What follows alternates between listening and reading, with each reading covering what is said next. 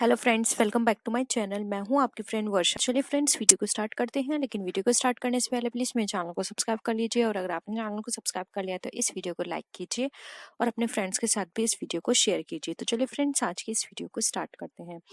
Friends, आज की इस वीडियो में हमने बहुत ही इंपॉर्टेंट टॉपिक लिया है, जिसमें हम अपने कुछ हड़प्पा संस्कृति के बारे में बात करेंगे, वैदिक साहित्य के बारे में बात करेंगे, जिसमें से आपके एग्जाम में बहुत क्वेश्चंस पूछे जाते हैं। तो स्टार्ट करते हैं।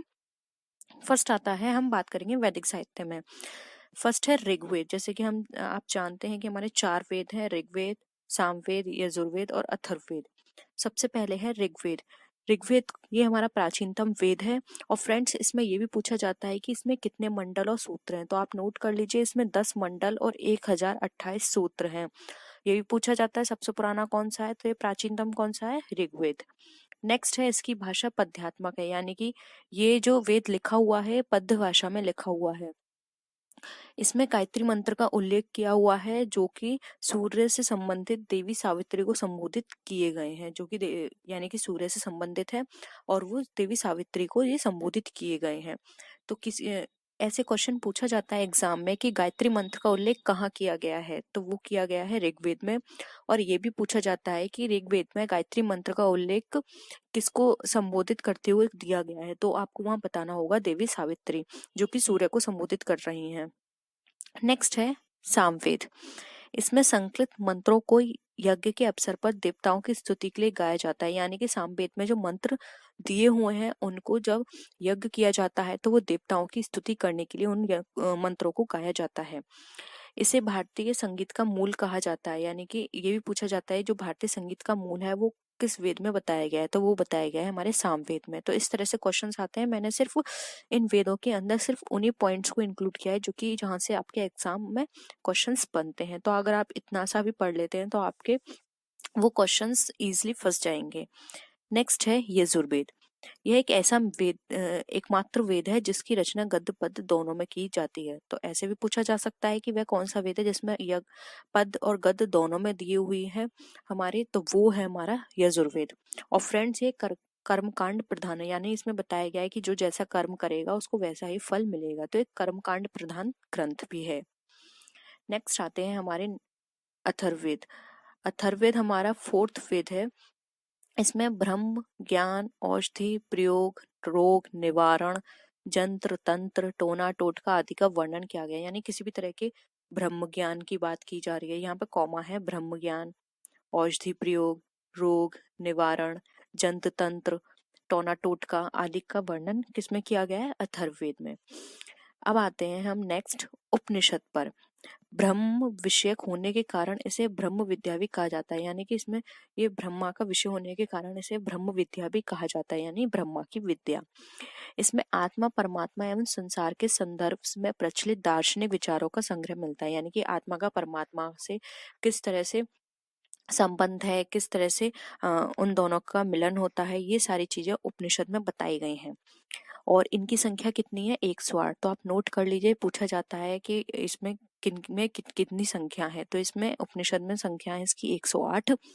भारत का राष्ट्रीय आदर्श वाक्य सत्यमेव जयते उपनिषद से लिया गया है। फ्रेंड्स, ये क्वेश्चन लास्ट ईयर भी पूछा गया था कि सत्यमेव जयते कहाँ से लिया गया है, तो ये लिया गया है मुड़कोपनिषद से। फ्रेंड्स, यहाँ पे ये मिसप्रिंट है, आप लिख लीजिएगा मुड़कोपनिषद, ठीक है। मुड़कोपनिषद से लिया गया है हमारा सत्यमेव जयते। हर बार पूछा जाता है, बहुत ही सिंपल है, आपको आता भी होगा, नहीं तो आप यहाँ पे नोट कर सकते हैं। सत्यमेव जयते मुड़कोपनिषद से लिया गया है। नेक्स्ट है वेदांग। फ्रेंड्स, वेदांग वेदों का अर्थ समझने व सूक्तियों के सही उच्चारण के लिए वेदांग की रचना की गई, यानी कि जो वेद हैं उनको समझने और सूक्त, क्योंकि उनको समझना कठिन है, तो उसको इजी रूप में समझने के लिए बहुत सारी सूक्तियां आई, उनको उच्चारण सही से बनाने के लिए हमने वेदांग की रचना की। तो यहाँ पे वेदांग वेदों को पढ़ने में हमें मदद करता है। इनकी संख्या कितनी है? इनकी 6 संख्या है। ये पूछा जाता है, और ये भी पूछा जाता है, आपको ऑप्शन में दिया होगा 4, उनमें से एक अलग होगा, तो ये पूछा जाएगा जो 6 वेदांग है उनमें से कौन सा इसमें से नहीं है। तो आपको इस तरह से भी क्वेश्चन आ सकता है। तो आपको पता होना चाहिए 6 है हमारे: शिक्षा, कल्प, व्याकरण, निरुक्त, छंद और ज्योति। ये 6 हमारे वेदांग है। आई होप यहाँ तक आपको सारी चीजें क्लियर होंगी। नेक्स्ट आते हैं हम स्मृति पर। स्मृतियों को धर्मशास्त्र भी कहा जाता है, तो आप नोट कर सकते हैं धर्मशास्त्र किसे कहा जाता है, ये कहा जाता है स्मृतियों को। मनुस्मृति सबसे प्राचीन है, जिसकी रचना 200 ईस्वी पूर्व से 100 ईस्वी के मध्य की गई। तो ये मनुस्मृति भी पूछा जा सकता है, इसकी रचना कब की गई थी और सबसे पुरानी स्मृति कौन सी है, तो वो है हमारी मनुस्मृति, जिसकी रचना की गई थी 200 से लेके 100 ईस्वी के मध्य में। नेक्स्ट आता है पुराण। इनकी संख्या 18 है। ये क्वेश्चन पूछा जाता है फ्रेंड्स कि हमारे पुराणों की संख्या कितनी है, तो वो 18 पुराण है हमारे। सबसे प्राचीन और प्रमाणिक पुराण जिसमें हमारा मत्स्य पुराण है, इसमें विष्णु के 10 अवतारों का उल्लेख किया गया है, यानी भगवान विष्णु के 10 अवतार का उल्लेख किसमें किया गया है, मत्स्य पुराण में। और सबसे पुराना पुराण कौन सा है, वो है हमारा मत्स्य पुराण। तो इस तरह से क्वेश्चन इसमें बनते हैं। आई होप यहाँ तक आपको सारी चीजें क्लियर होंगी। अब हम आते हैं बहुत ही इंपॉर्टेंट टॉपिक, जो कि है हमारा पाषाण काल। इससे बहुत क्वेश्चंस बनते हैं, आप ये मान के चलिए 3 से 5 क्वेश्चंस आपके एग्जाम में बनेंगे। नेक्स्ट है पाषाण काल को 3 भागों में बांटा गया है। बहुत सिंपल है फ्रेंड्स, पुरा पाषाण काल, मध्य पाषाण काल और नव पाषाण काल, ये 3 काल हैं जिनको पाषाण काल को 3 कालों में भागा गया है। सबसे पहले आया पुरा पाषाण, फिर मध्य, और अभी जो इसके बाद का सबसे आखिरी वो कहलाता है हमारा नव पाषाण काल। हम पुरा पाषाण काल के बारे में पढ़ते हैं। पुरा पाषाण काल में मनुष्य की जीविका का मुख्य आधार शिकार था। इस काल को आखेटक और खाद्य संग्राहक काल भी कहा जाता है। आप ये नोट कर सकते हैं, इसको आखेटक तथा खाद्य संग्राहक काल भी कहा जाता है। नेक्स्ट आते हैं, बहुत ही इंपॉर्टेंट इन्फॉर्मेशन है फ्रेंड्स, स्किप मत कीजिएगा और आपको ये अपने नोटबुक में भी नोट करनी है। इस एग्जाम के बाद आप अपने सीटेट के एग्जाम देंगे, यूपी टेट के एग्जाम देंगे, और साथ ही साथ अदर टीचिंग एग्जाम जो भी आप देंगे, उन सब के लिए ये वाली वीडियो बहुत ही इंपॉर्टेंट है। तो आप इसको सेव करके रखिएगा और इस वीडियो के नोट्स आप बना के रखिएगा, क्योंकि आपको आगे तक बहुत काम आएंगे। नेक्स्ट है लगभग 36,000 ईस्वी पूर्व में आधुनिक मानव पहली बार अस्तित्व में आया। इसमें यह पूछा जा सकता है कि मानव का अस्तित्व कब आया, तो आप लिख सकते हैं 36,000 ईसा पूर्व मानव का अस्तित्व आया, आधुनिक मानव का। ठीक है, और ये क्वेश्चन फ्रेंड्स हर बार पूछा जाता है यूपी टेट में, सी टेट में, आपके टीचिंग एग्जाम्स में, आपके बीएड एंट्रेंस एग्जाम में बहुत पूछा जाता है कि आधुनिक मानव को क्या कहा जाता है, तो उसको बोला जाता है होमोसेपियन। ठीक है, नेक्स्ट है, आप याद रखिए मानव मतलब ह्यूमन, और होमोसेपियन ये भी अच्छे से आ रहा है, तो ऐसे याद रखिए होमोसेपियन। नेक्स्ट है, ये क्वेश्चन बहुत आता है फ्रेंड्स, इसमें मैंने एक एक पॉइंट आपका बहुत ही इंपॉर्टेंट इंक्लूड किया है, तो एक एक पॉइंट इसके लिए आपके लिए बहुत बहुत इंपॉर्टेंट है। मानव द्वारा प्रथम पालतू पशु कुत्ता था। ये पूछा जाता है पालतू पशु पहला मानव का कौन सा था, तो वो था कुत्ता। जैसे मध्य पाषाण काल में पालतू बनाया गया था। आग की जानकारी मानव को कहाँ मिली, तो ये मिली थी उसको पुरापाषाण काल से, लेकिन उसने इसका प्रयोग सिर्फ नवपाषाण काल में किया। तो ये क्वेश्चन दो बनते हैं यहाँ पे कि आग की जानकारी उसे कब मिली, तो आपको बताना होगा पुरापाषाण काल में। और एक ये क्वेश्चन भी आता है कि उसने आग का प्रयोग कब किया, तो वो किया था नवपाषाण काल में। तो आप कंफ्यूज मत होइएगा, जानकारी उसको पहले मिल गई थी, लेकिन उसने उसका प्रयोग बहुत टाइम बाद किया था। ठीक है, पाषाण काल से मानव ने ऐसी कार्य प्रारंभ किए जिसमें उसने स्थायी निवास की प्रवृत्ति विकसित हुई, यानी कि अब वो धीरे धीरे ऐसे काम करने लगा था जिससे उसे लगा कि हमें एक जगह फिक्स होके रहना चाहिए, यानी कि हमारे पास एक स्थायी निवास होना चाहिए। जैसे कि वो धीरे धीरे क्या करने लगा था, वो अपने जो छोटा मोटा जो काम है वो स्टार्ट उसने कर दिया था, पालतू पशु पालना शुरू कर दिया था।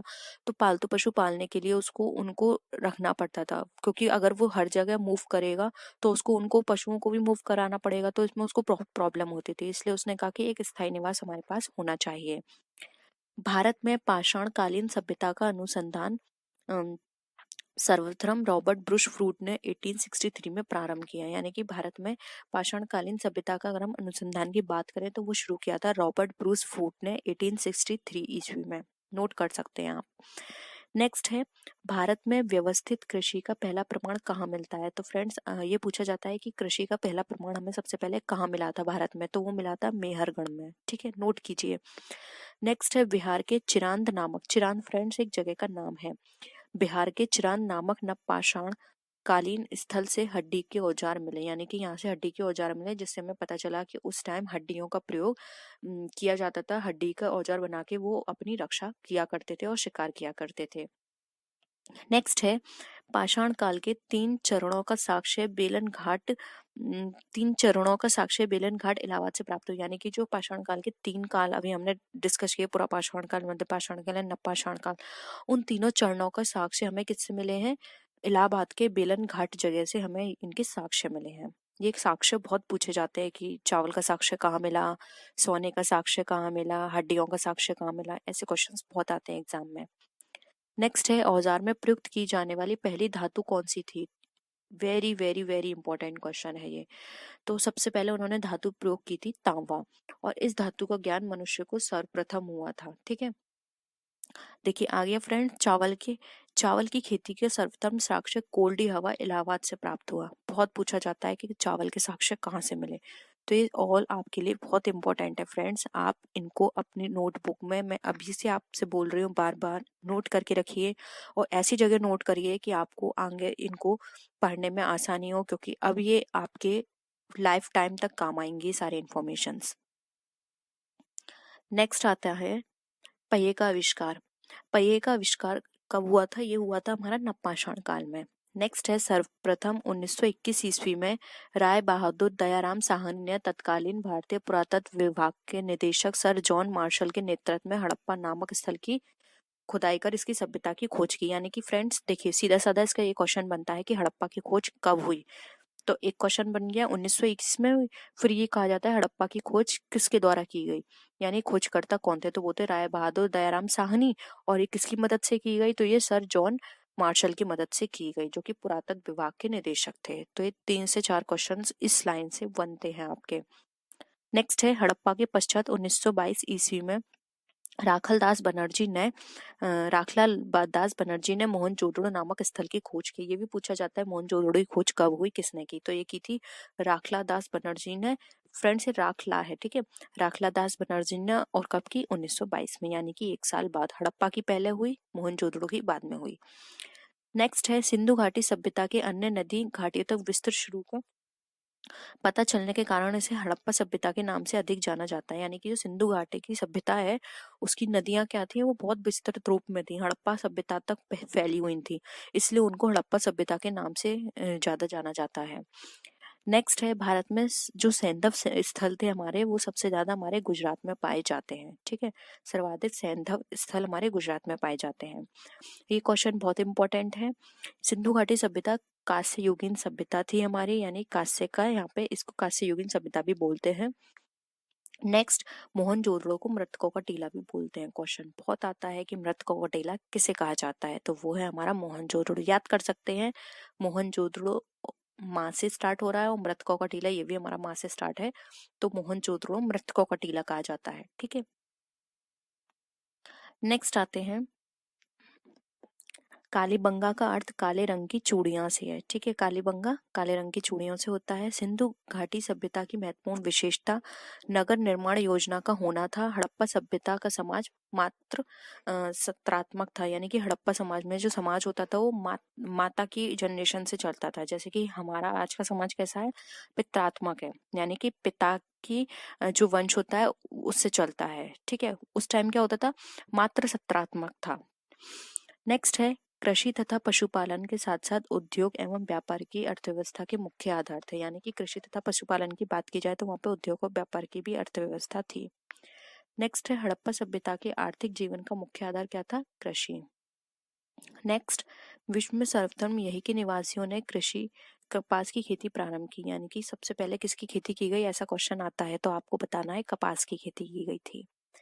नेक्स्ट है मेसोपोटामिया में कपास के लिए सिंधु शब्द का प्रयोग किया गया है। क्वेश्चन पूछा जाता है कि सिंधु शब्द का प्रयोग कब किया गया, तो ये किया गया था मेसोपोटामिया में।